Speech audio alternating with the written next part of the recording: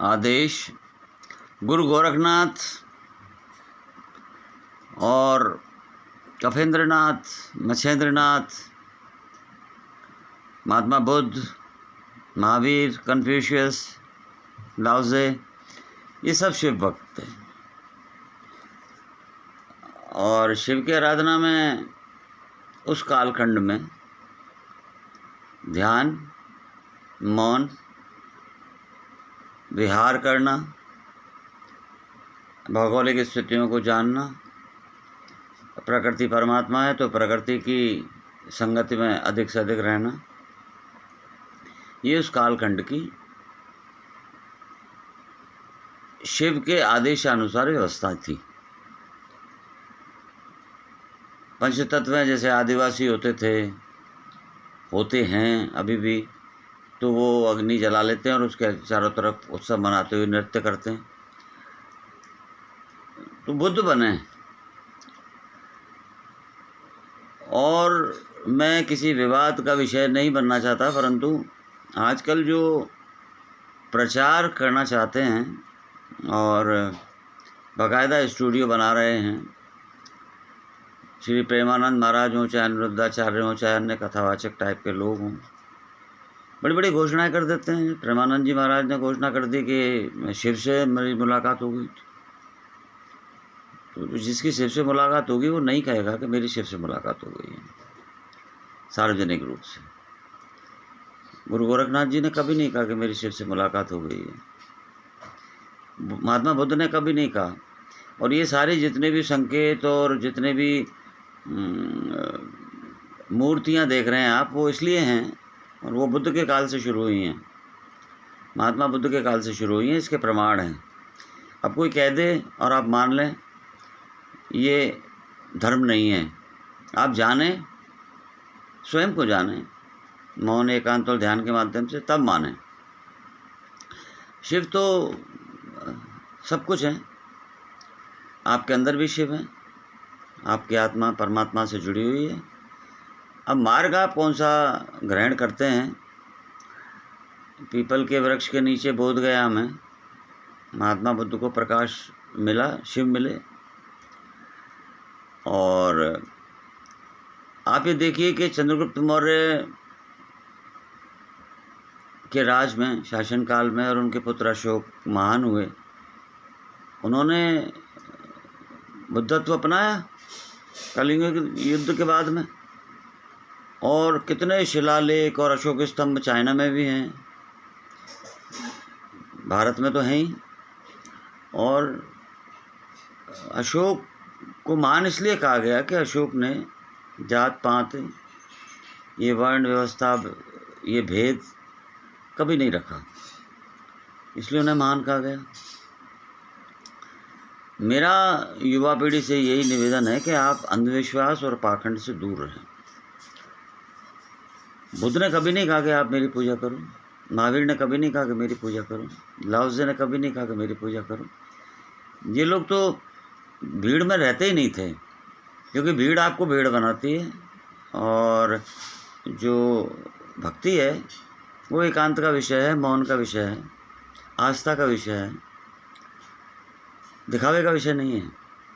वस्तु से ईश्वर प्रसन्न होता हो, वस्तु से शिव प्रसन्न होते हों, ये संभव ही नहीं है। भाव से प्रसन्न होंगे।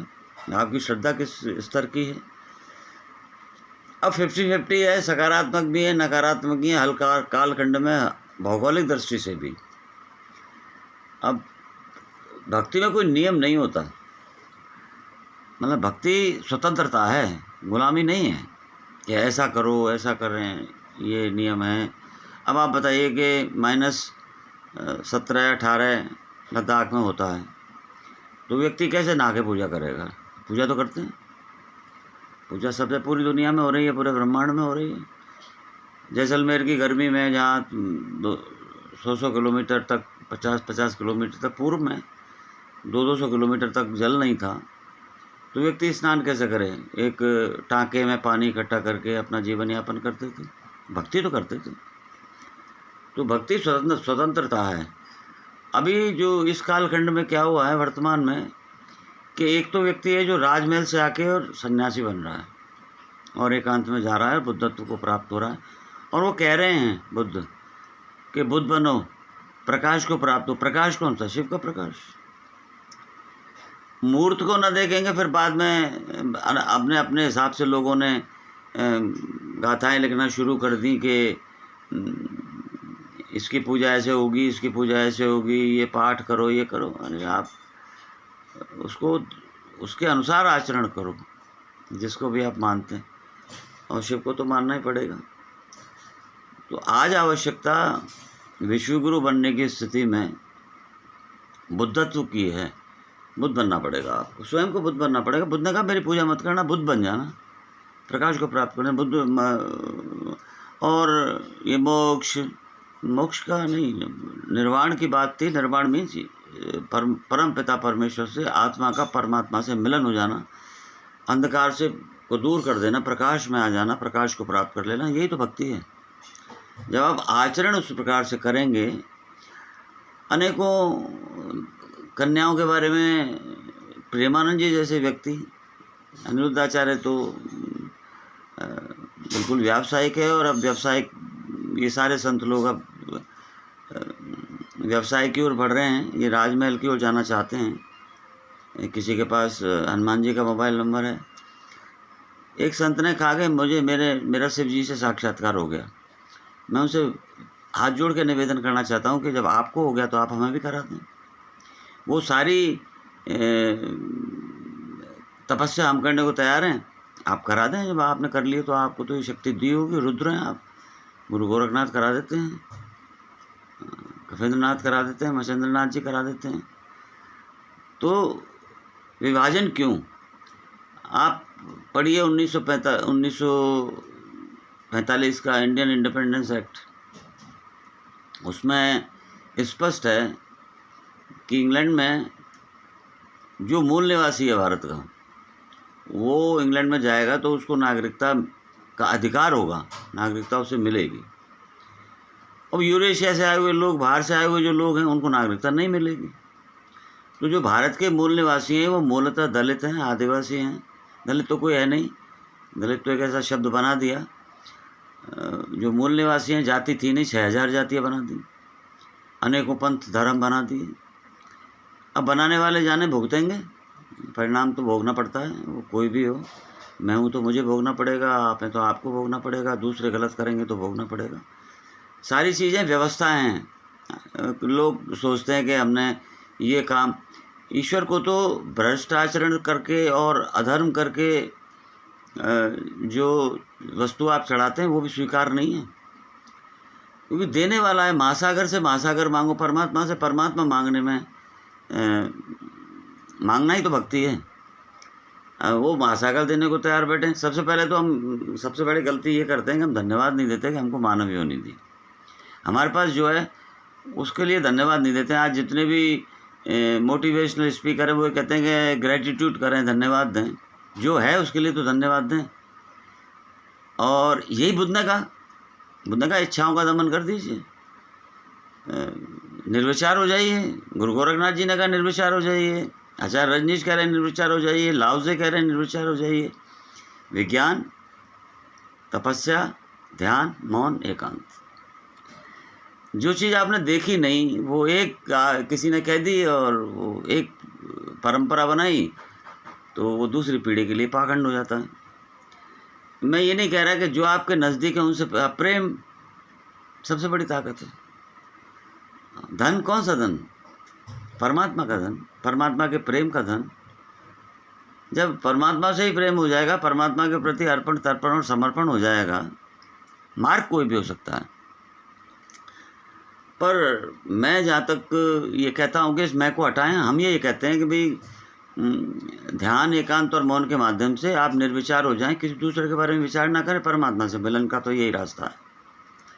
और व्यवसाय, और जब जिन जिन लोगों ने व्यवसाय बनाया है उन लोगों की आप आसपास देख लीजिए कि कुछ जो तथाकथित संत थे, अपने आप को कहते थे, उनकी स्थिति क्या है। तो सामान्य व्यक्ति जो आज ये सोच रहा है कि मैंने ये गलत कार्य करके या ये अधर्म करके या ये भ्रष्टाचरण करके मैंने ये पद प्रतिष्ठा या धन प्राप्त कर लिया, उसका विनाश निश्चित है। सच्चाई की जीत होती आई है, सच जीतेगा। ईश्वर परीक्षा जरूर लेते हैं अपने भक्तों की, कठिन परीक्षा लेते हैं कि आपकी भक्ति सोना है या सोने का पानी है। मेरा युवा पीढ़ी से ये कहना है कि पहले जानें तब मानें।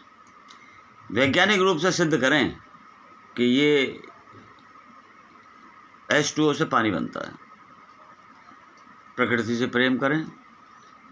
अब लोगों को शिकायत रहती है कि ये वातावरण चेंज हो रहा है, बरसात इतनी अधिक हो रही है, गर्मी अधिक पड़ रही है। तो ये जो प्रकृति से जितनी छेड़छाड़ करेंगे, प्रकृति परमात्मा है, जो बोएंगे वो काटेंगे। ये जग कर्मों की खेती है, जो बोएगा वो काटेगा। नियति भेद नहीं करती, जो लेती है वो देती है। तो मेरा निवेदन यही है कि इस प्रकार की जो सोशल मीडिया पर जो अपने आप को तथाकथित संत कह रहे हैं, वो मौन रहें, स्टूडियो बना के ना रहें। मैं तो फेसबुक पे इसलिए आता हूँ, मुझे भी समय नहीं है, वो इसलिए आता हूँ कि मैं आने वाली पीढ़ी को जो मेरा अनुभव है वो मैं आपको दूँ। मुझे प्रसिद्धि का कोई शौक़ नहीं है, मुझे कोई प्रसिद्धि नहीं करनी, मुझे कोई व्यवसाय नहीं करना, मुझे कोई धनार्जन नहीं करना। परमात्मा का आशीर्वाद हो तो फिर कहाँ किसकी आवश्यकता है, भिखारी थोड़ी हैं हम।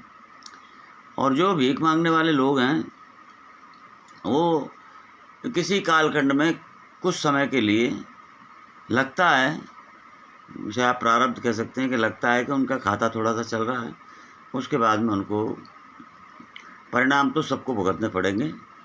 ये सृष्टि का नियम है, ये ब्रह्मांड का नियम है, ये अध्यात्म का नियम है।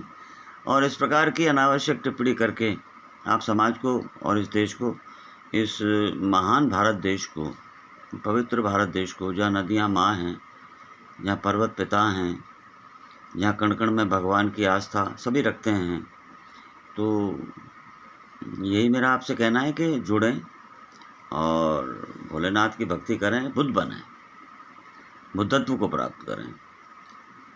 ये सारी जितनी आप मूर्तियाँ देख रही हैं, साकार को देखेंगे तभी तो आप निराकार की ओर जाएंगे, इसमें कहाँ। और ये सारी मूर्तियाँ बुद्ध के, महात्मा बुद्ध के समय से प्रारंभ हुई हैं। तो इसलिए मेरा आपसे निवेदन है हाथ जोड़ के कि मेरा उद्देश्य मेरे पास समय नहीं है किसी दूसरे व्यक्ति के बारे में विचार करने के लिए, परंतु संसार में रहकर संसार से भागना नहीं है। हमारे पास हमें जो अच्छी चीज़ें मिलती हैं और अच्छा अनुभव होता है, हो सकता है आप मेरी बात को कोई अच्छे में लेता है, हो सकता है आप मेरी बात से असहमत हो, परंतु मैं जो कहता हूँ वो जहाँ तक होता है, जो शिव कहते हैं, बोलते हैं, अनुभूति होती है, अपने पितरों के माध्यम से अनुभूति होती है, अपने बुजुर्गों के माध्यम से अनुभूति होती है, अपने शिव के माध्यम से, महात्मा बुद्ध के माध्यम से जो अनुभूति होती है, भगवान महावीर के माध्यम से अनुभूति होती है, गुरु नानक के माध्यम से, जो भी महान लोग हुए जिन्होंने ईश्वर से मिलन कर लिया था, उनको पढ़ के, और शास्त्रों की बात नहीं कर रहा मैं, उनके द्वारा जो वचन कहे गए, जैसे गुरु नानक ने कहा, एक नाम सतनाम होकार, सनातन शब्द तो बुद्ध नहीं दिया है। तो इसी प्रकार लाओसे ने कहा कि पत्ता पीला पड़ता है, ऐसा पीला मुझे भी पड़ना है, क्योंकि मृत्यु होती है। मोक्ष के लिए मृत्यु की आवश्यकता नहीं है, विचारों की शून्यता आवश्यकता है। हम शून्य हैं, शून्य हो जाएंगे, जिसमें जुड़ जाएंगे उसकी कीमत बढ़ा देंगे। तो अपने आप को जहाँ शून्य से आए थे, शून्य में विलीन होना है। इस सत्य को लेकर जो भी कर्म व्यक्ति करता है वो निश्चित रूप से परमात्मा को प्राप्त कर लेता है। आपका प्रत्येक पर मंगलमय और शिवमय हो। धन्यवाद, आभार, अभिनंदन। सदैव आपका अपना योगी देवेंद्र नाथ।